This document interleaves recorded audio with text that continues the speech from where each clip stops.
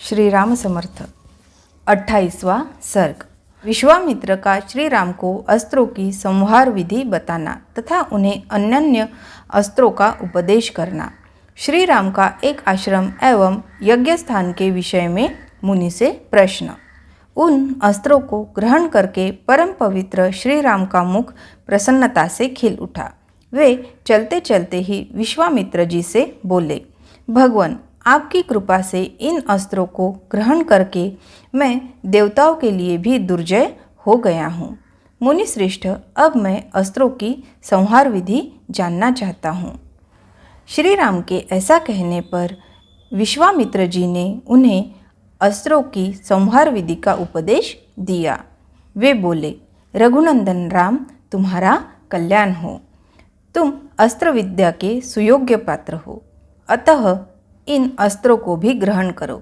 सत्यवान, सत्यकीर्ति, धृष्ट, रसभ, प्रतिहारतर, प्राणमुख, अवान्मुख, लक्ष्य, अलक्ष्य, दृढ़नाभ, सुनाभ, दशाक्ष, शतवक्र, दशशीर्ष, शतोधर, पद्मनाभ, महानाभ, धुंधुनाभ, स्वनाभ, ज्योतिष्य, शकुन, नैराश्य, विमल, दैत्यनाशक, योगंधर और विनिद्र, सूचिबाहु, महाबाहु, निष्कली, विरुज, सार्चिमाली, धृतिमाली, वृत्तिमान, रुचिर, पित्र, सौम्यनस, विद्युत, मकर, परवीर, रति, धन, धान्य, कामरूप, कामरुचि, मोह, आवरण, जुंभक, सर्वनाभ, पन्नाथ और वरुण, ये सभी प्रजापति कुशाश्व के पुत्र हैं।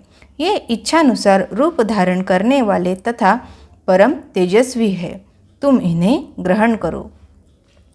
तब बहुत अच्छा कहकर श्री रामचंद्र जी ने प्रसन्न मन से उन अस्त्रों को ग्रहण किया।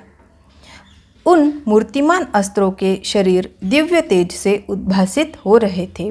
वे अस्त्र जगत को सुख देने वाले थे।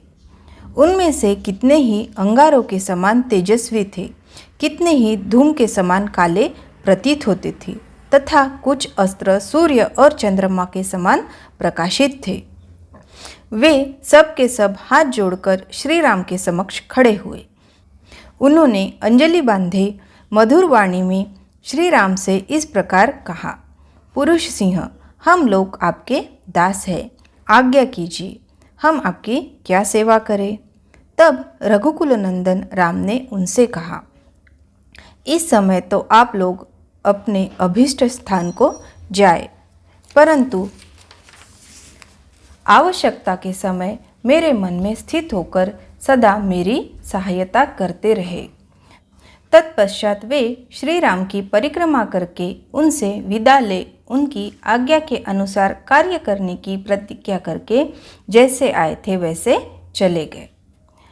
इस प्रकार उन अस्त्रों का ज्ञान प्राप्त करके श्री रघुनाथ जी ने चलते चलते ही विश्वामित्र जी से मधुर वाणी में पूछा, भगवान, सामने वाले पर्वत के पास ही जो यह मेघों की घटा के समान सघन वृक्षों से भरा स्थान दिखाई देता है, क्या है?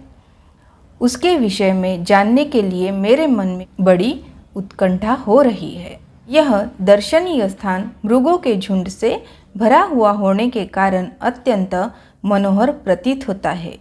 नाना प्रकार के पक्षी अपनी मधुर शब्दावली से इस स्थान की शोभा बढ़ाते हैं।